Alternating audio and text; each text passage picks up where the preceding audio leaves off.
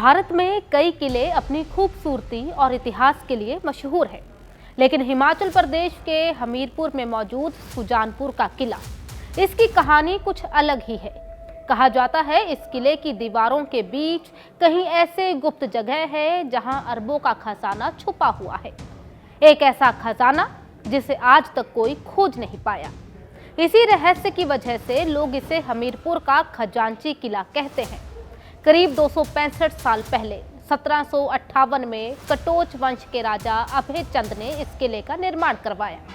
बाद में यहाँ शक्तिशाली राजा संसार चंद ने राज किया और यहीं से इस किले के रहस्यों की कहानी और भी गहरी होती चली गई। कहते हैं जो भी इस खजाने की तलाश में गया उसे कुछ भी हाथ नहीं लगा।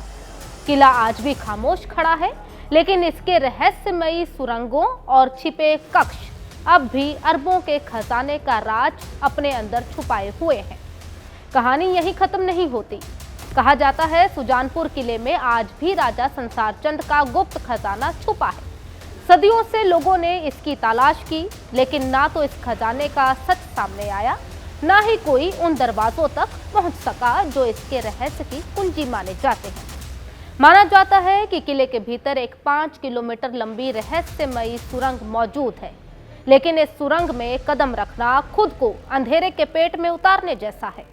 रास्ता इतना तंग, इतना गहरा और इतना सन्नाटे भरा कि लोग 100 मीटर से आगे बढ़ने की हिम्मत नहीं कर पाते।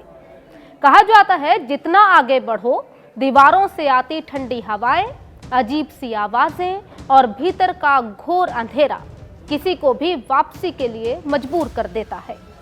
कुछ स्थानीय लोगों का दावा है कि इस सुरंग के अंतिम छोर पर खजाना छिपा है, लेकिन वह रास्ता जैसे खुद अपनी रक्षा करता हो, और शायद यही वजह है कि सदियों बाद भी खजाना आज वहीं के वहीं पड़ा है, लेकिन उसे पाने वाला कोई भी नहीं है। कहानी और दिलचस्प तब हो जाती है जब पता चल जाता है कि राजा संसार चंद इस किले का इस्तेमाल अपने लुटे हुए खजाने को छुपाने के अड्डे के तौर पर करते थे।